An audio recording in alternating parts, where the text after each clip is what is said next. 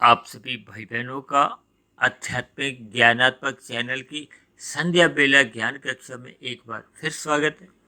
आज की चर्चा का विषय है पड़ाव और मंजिल में अंतर।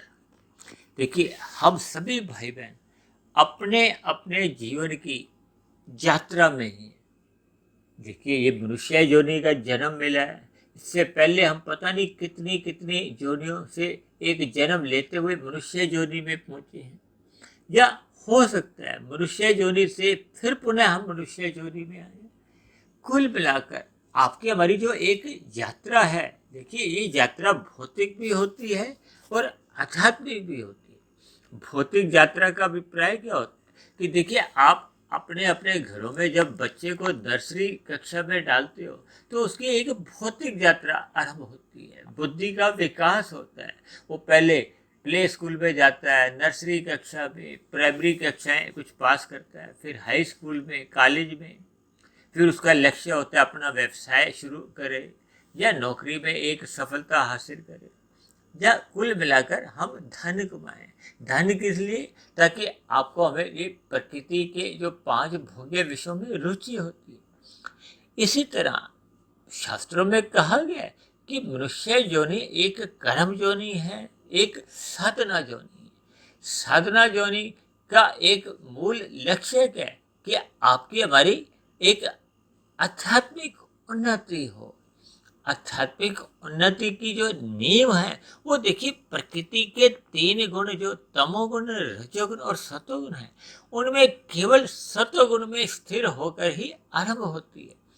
जिसको अक्सर मनुष्य, देखिए, कोई विशेष सतोगुण के प्रति कोई लगाव नहीं है, उसका कोई रुचि नहीं है। उसका कारण है कि वो अपने मिले हुए जीवन में भौतिक विषयों में ही अधिक रुचि रखता है। देखिए, कलयुग चल रहा है। कलयुग में विभिन्न प्रकार के जो सुख सुविधा के साधन हैं वो सभी के जीवन में ही देखिए बढ़ते जा रहे हैं। आज से तकरीबन 40-50 वर्ष पहले तो देखिए ये मोबाइल भी नहीं था, और अक्सर एक मध्यम वर्गीय परिवार में तो देखिए ये घर पे एक टेलीविजन भी नहीं था। अक्सर मुझे तो ऐसे ऐसे दिन भी देखिए याद है जब लोगों के घर में देखिए रेडियो तक भी नहीं होता था, तब भी लोगों का देखिए जीवन चलता था। जबकि आज स्थिति ये है कि हम सभी भाई बहनों के जीवन में देखिए खाने को विभिन्न प्रकार के स्वादिष्ट पदार्थ हैं, विभिन्न प्रकार के देखिए एक आवश्यकता से अधिक कपड़े हैं, रहने को उचित स्थान है, और विभिन्न प्रकार के आधुनिक सुख सुविधा के साधन हैं। इन सब के बावजूद भी मनुष्य में किसी भी प्रकार का देखिए कोई संतोष के भाव नहीं है। कोई चेहरे पे भले ही मुस्कुराहट कभी कभी दिखाई देती है, लेकिन मन के भीतर जब तक प्रसन्नता नहीं होती तब तक मनुष्य के जीवन में देखिए अंतःकरण में भी हलचल बनी रहती है, अशांति बनी रहती है। कुल मिलाकर एक साधारण मनुष्य का जीवन देखिए दुख में ही बना रहता है, और ये सुख में ही तब बनता है जब हम परम पिता परमेश्वर यानी कि परमात्मा यानी कि भगवान उस मंजिल को पाने का एक प्रयत्न करते हैं। भले ही एक साधारण मनुष्य बुद्धि के स्तर पर ये प्रयत्न भौतिक जगत में करता है, वो अधिक से अधिक सुख सुविधा के साधनों को इकट्ठा करने में ही अपनी समझदारी महसूस करता है, लेकिन ये भौतिक सुख सुविधा के साधन आपको हमें देखिए अल्पकालिक एक सुख दे सकते हैं। मन की तृप्ति कभी भी ये सुख सुविधा के साधन दे नहीं पाते। देखिए, संसारी विषय भोगों को आप जितना भी भोग लो, अंततः आपकी हमारी एक अतृप्ति बनी रहती है, असंतोष बना रहता है। देखिए, आप एक रसगुल्ला खाते हो, आपको अच्छा लगता है, दूसरा कम अच्छा लगता है, तीसरा चौथे में आपकी इच्छा ही नहीं रहती, क्योंकि भौतिक पदार्थ जितने भी हैं इनका स्वभाव ही ऐसा है कि वो अंतोगत्वा आपको में सुख देने की स्थिति में नहीं होती, क्योंकि ये प्रकृति के 3 गुणों का एक ऐसा स्वभाव है, तमोगुण, रजोगुण और सतोगुण। इन गुणों के स्वभाव के आधार पर ही शास्त्रों में पहले से ही कहा गया कि तमोगुण से 10 गुना अच्छा रजोगुण है, रजोगुण से 10 गुना अच्छा सतोगुण है, और सतोगुण से भी 10 गुना अच्छा विशुद्ध सत्वगुण है, जो कि परमात्मा के लिए कहा जाता है। परमात्मा को देखिए सच्चिदानंद कहा जाता है। परमात्मा एक आनंद स्वरूप सत्ता है, और ऐसा मनुष्य या कोई भी देखिए पशु पक्षी भी ऐसा नहीं होता कि जो आनंद की तलाश में प्रयत्नशील नहीं होता। हम सभी भाई बहन भी देखिए भौतिक जगत में भी जितनी भी छलांगे मारते हैं, जितने भी भागदौड़ करते हैं, अंतोगत्वा आपका हमारा लक्ष्य भी देखिए आनंद प्राप्ति का ही होता है, क्योंकि हम सभी शरीरों में एक आत्मा है, और आत्मा का तो देखिए स्वभाव ही है कि वो सदा ही परम सुख यानी कि आनंद की तलाश करती है। तभी तो आपके हमारे जीवन में देखिए जब जब दुख आ जाते हैं, हम उन दुखों से भागते हैं, निवृत्ति चाहते हैं, छुटकारा चाहते हैं, और क्या चाहते हैं? सुख चाहते हैं। और सुख पाने की दिशा में ही देखिए हम भौतिक कार्य करते हैं और आध्यात्मिक दिशा की ओर भी चलते हैं। लेकिन अक्सर ऐसा देखा जाता है कि भौतिक यात्रा में या भौतिक सुख सुविधा के साधन प्राप्ति के लिए तो हम निरंतर आगे बढ़ते जाते हैं, कहीं भी रुकते नहीं हैं। आप संसार में भी देखो ना, दिन में क्या स्थितियां होती हैं। सभी मनुष्यों के जीवन में देखिए भागदौड़ इतनी गहरे तल पे होती है कि उसको दोपहर का एक भोजन खाना होता है, उसके लिए भी वो सुख शांति से बैठता नहीं। सदा उसकी मन में होती है और धन कमाओ और सुख सुविधा के साधन इकट्ठे करो। तो ये उसके जीवन में भौतिक स्तर पर देखिए पड़ाव कहीं भी दिखाई नहीं देते, संतोष कहीं भी दिखाई नहीं देता। वो अधिक से अधिक अपने धन बढ़ाना चाहता है, यानी कि भौतिक उन्नति करने की दिशा में देखिए आज कितने ही वैज्ञानिक भी लगे हुए हैं।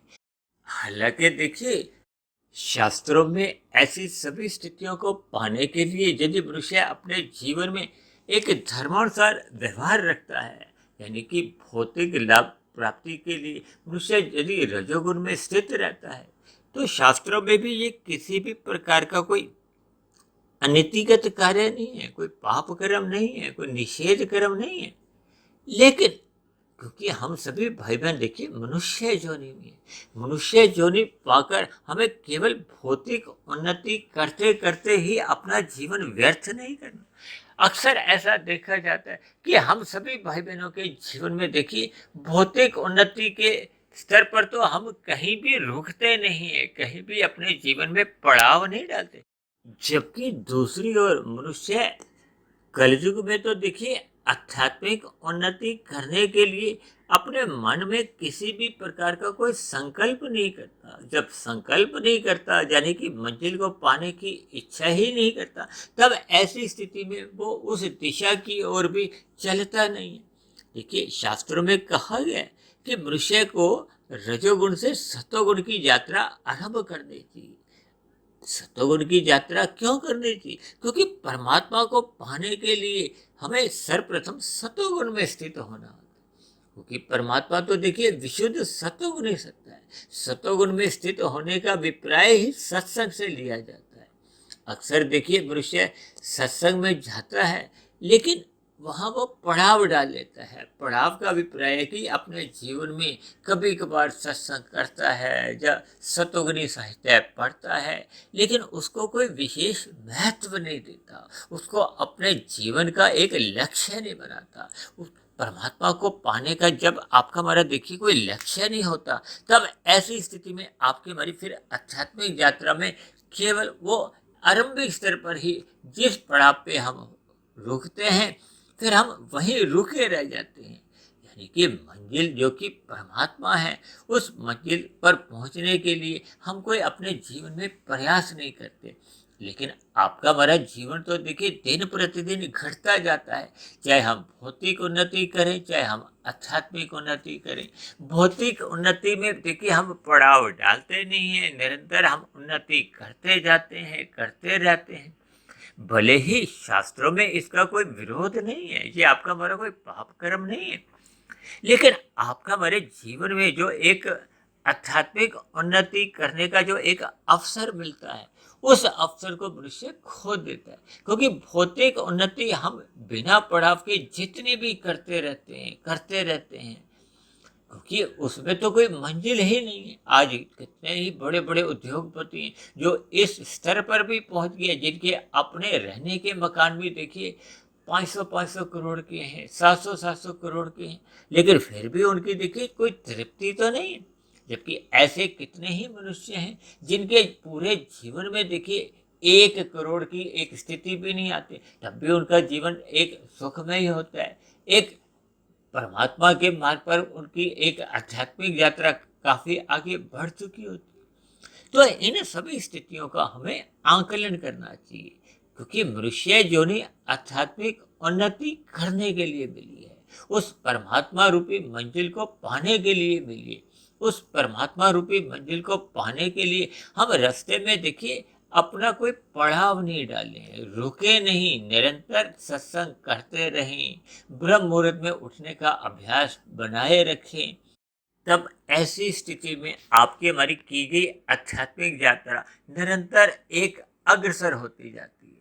क्योंकि कहा जाता है ना कि भौतिक उन्नति मनुष्य अपने जीवन में जितनी भी कर लेते हैं वो तो मरने के साथ ही समाप्त समझी जाती है। जबकि आध्यात्मिक उन्नति हम सभी भाई बहन अपने मिले हुए जीवन में जितने जितने अनुपात में, जितने जितने अंश में कर लेते हैं वो सुरक्षित बनी रहती है। वो हमें अगले जन्म में अनुकूल परिस्थितियों के रूप में पुनः मिल जाती है। फिर उस स्थिति विशेष से फिर हम आगे की आध्यात्मिक यात्रा करते हैं।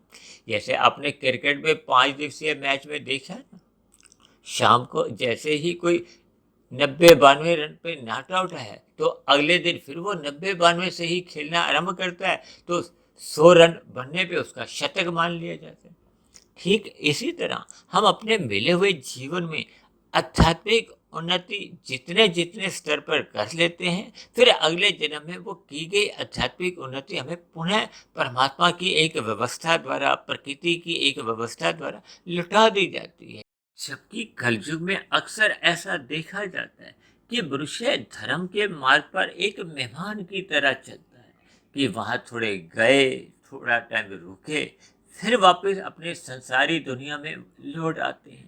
यानी कि मनुष्य सत्वगुण का संग करता है, लेकिन उसके मन के भीतर में रजोगुण को पाने की ही इच्छा बनी रहने के कारण वो फिर अपने संसार में कहो रजोगुण में लौट आता है। देखिए तमोगुण से 10 गुना अच्छा रजोगुण है, लेकिन रजोगुण से तो 10 गुना अच्छा सत्वगुण कहा गया है।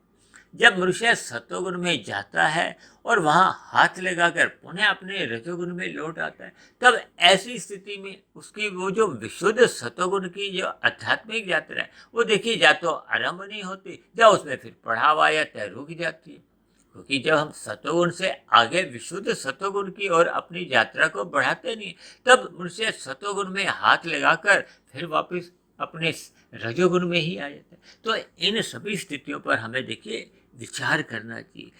अभी थोड़े दिन पहले ही देखिए श्राद्ध पक्ष गया था, पितृ पक्ष, तो लोगों के मन में एक सात्विक स्थितियां कुछ अंश तक बनी थी।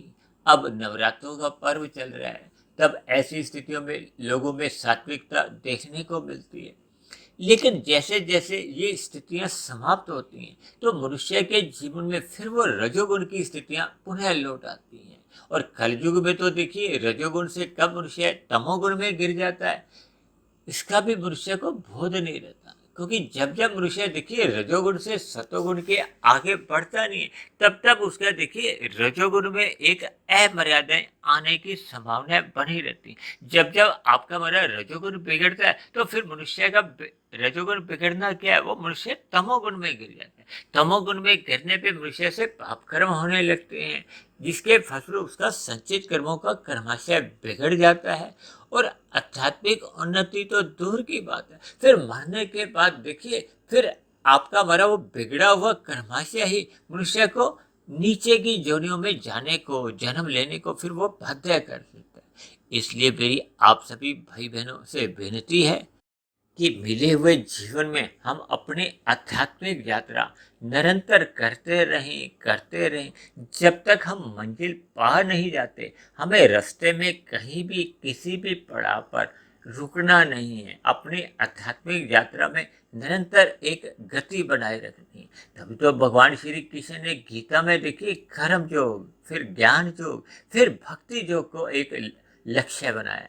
यानी कि आरंभिक स्थितियों में क्या है कि मनुष्य को देखिए तमोगुण में पाप कर्मों से बचना चाहिए, फिर रजोगुण में स्थित रहते हुए उसको सकाम भाव से ही चाहे वो पुण्य कर्म करता है सुख पाने के लिए, फिर वो सतोगुण में स्थित होता है, वो अन्य मनुष्यों के लिए, प्रकृति के अन्य जीवों के लिए परोपकार के कार्य करता है। फिर उससे अगली स्थिति क्या है कि मनुष्य निष्काम भाव से कर्म करने लगता है, उसको प्रकृति के विषय भोगों के प्रति कोई एक रुचि नहीं होती, वो ज्ञान पूर्वक वैराग्य बनने लगता है। फिर कर्म योग से मनुष्य ज्ञान योग में स्थित हो जाता है। ज्ञान योग में देखिए प्रकृति के जो 3 गुण हैं उनसे उसको एक ज्ञान पूर्वक एक स्थितियां पता चलती है, ये प्रकृति कैसे कैसे कार्य करती है, आत्मा और परमात्मा का क्या नित्य संबंध है, तो उसकी स्थिति फिर ज्ञान योग की आती है।